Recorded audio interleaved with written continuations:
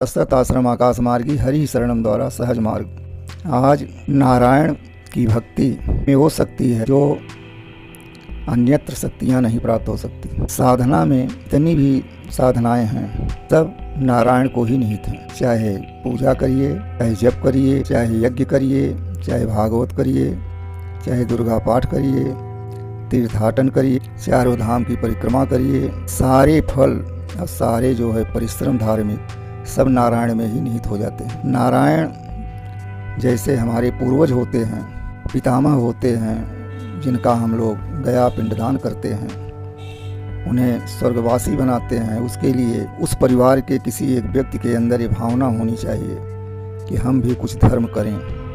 कैसा धर्म करें?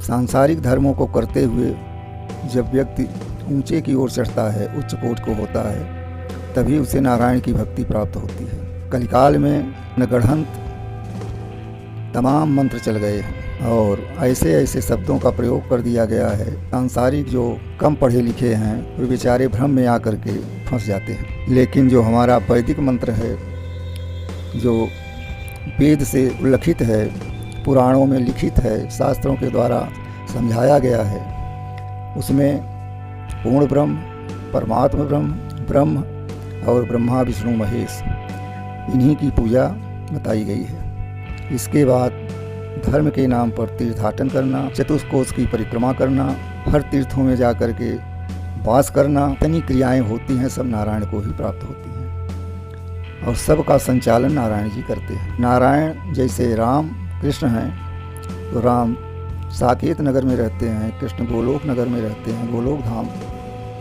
उसी प्रकार से वैकुंठ धाम में परमात्मा रहते हैं, विष्णु रहते हैं और सतधाम में नारायण रहते हैं। सतधाम जो है लिखने पढ़ने कहने में सरल है, जिस प्रकार से स्वर्ग मुक्ति और वैकुंठ को प्राप्त करना सरल है, क्योंकि स्वर्ग होय सौतिया झार। लोग भक्ति करते हैं संसार में आकर के, स्वर्ग की इच्छा करते हैं, मुक्ति की इच्छा करते हैं, वैकुंठ की इच्छा करते हैं। तो इन सब के लिए परमात्मा ब्रह्म और ब्रह्मा विष्णु महेश अनेक देव देवियाँ इनके द्वारा प्राप्त हो जाता है। लेकिन जब हमें शिखर पर निगाह जाती है तो वेद के द्वारा जो लिखित है, सिद्ध है, यदि हम नारायण की भक्ति करते हैं तभी मुझे कैवल्य मार्ग की प्राप्ति होती है और तभी जीव सतधाम को प्राप्त होता है। शास्त्र की बात है, पूजा अनेक हैं, कर्म अनेक हैं, धर्म सब अनेक हैं, लेकिन सभी नारायण में ही निहित हो जाते हैं। तो हमें उस साधु संत के या उस विद्वान के साथ ग्रहण करना चाहिए ज्ञान कि किसके द्वारा मुझे परम सिद्धि प्राप्त होगी। परम सिद्धि की प्राप्ति के लिए कठिन तपस्या करना पड़ता है। जैसे किसी शिखर पर किसी देवता का मंदिर है तो उस पर पहुंचने के लिए हमें कई सीढ़ियों को चढ़ना पड़ता है। उसी प्रकार से जीव जब गर्भ से नीचे आ जाता है पृथ्वी पर और सांसारिक में लिप्त हो जाता है तो उस समय से जितनी पूजाएं वृत्तियां हैं, कर्म हैं, इनको करते हुए और अनुभवशील संतों के जब शरण में पहुंच जाता है तो अनुभवी संत जो होते हैं वो परम लक्ष्य तक पहुंचाने के लिए ही नारायण का जाप बताते हैं। क्योंकि मानस में भी लिखा गया है, लगभग 11 कर्म जो माने गए हैं मानस के हिसाब से, कि जप तप मख सम दम व्रत दाना, विरति विवेक योग विज्ञाना, सब कर फल रघुपति पद प्रेमा, ते ही बिनु मिले न कौनो क्षेमा। तो कहने का मतलब है कि जब तक जीव या साधक या साधना करने वाला परमात्मा के पूर्ण ब्रह्म के चरणारविंद में अपने को शरणागति नहीं कर देता है, उनके चरणों में अपने जीवन को समर्पित नहीं कर देता है, तब तक उसे ज्ञान नहीं प्राप्त होता है और सांसारिक देवता देवियों में लिप्त होकर के और भ्रमित होकर के पूजा पाठ में लगा रहता है। इस जीव का जो है उद्धार केवल शरणागति से होती है। जब अपने कर्म धर्म को करते करते और सत्संग में आ जाता है तो सभी धर्मों का हेतु सत्संग है। सत्संग किसका करें, अब इसका भी अनुभव करना मुश्किल हो जाता है। क्योंकि बिरले संत ऐसे हैं जो अनुभवशील होते हैं, वो अपनी क्रियाकर्मों को छिपा के रखते हैं। आज हमारे देश में, भारतवर्ष में मंत्रों का कमज़ोर होना, पाठ पूजा का कमज़ोर हो जाना, मार्ग उचित ढंग से न मिल पाना, यही कारण है कि हमारे सनातन के जो गुरु थे, जो आध्यात्म के हृष्ट पुष्ट गुरु थे, जानकार थे, उन लोगों ने अपने शिष्यों से एक ज्ञान को छिपा लेते थे।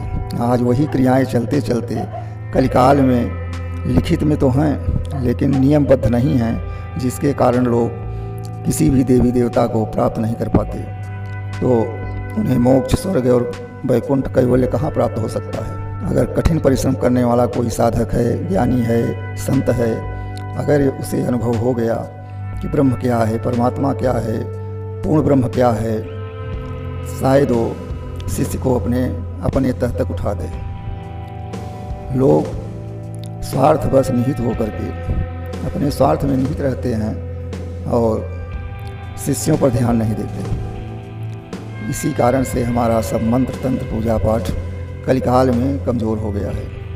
आज अगर हम परिश्रम करें, जाना चाहें और अच्छे विद्वानों का संगत करें, संतों के संग में रह करके उनके किए गए क्रियाकलाप का अनुकरण करें, अवलोकन करें, तो आज भी हमें आध्यात्म के उच्च शिखर पर पहुंचने का मार्ग मिल जाएगा।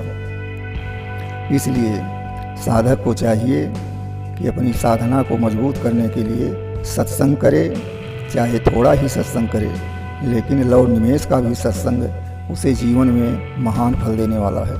कुछ लोगों को भ्रम होता है कि स्वामी जी किस माला का जप करें।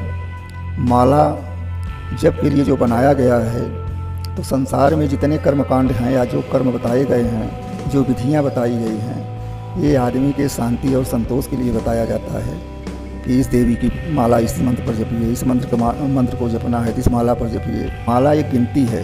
गिनती का अर्थ होता है कि जैसे हमें भूल जाना पड़े, तो हर व्यक्ति तो नहीं भूल पाता। जो असली संत हैं वो बिना माला के ही, कर माला में ही अपना काम कर लेते हैं। तो माला रुद्राक्ष या तो तुलसी, जो सुटेबल हो, जो मिल सके आपको सहज ढंग से, उस माला का जाप आप करिए नारायण के नाम का।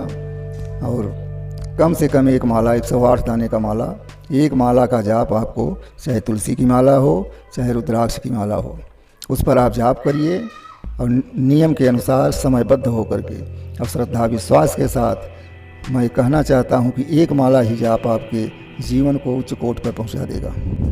ये अपना अनुभव है।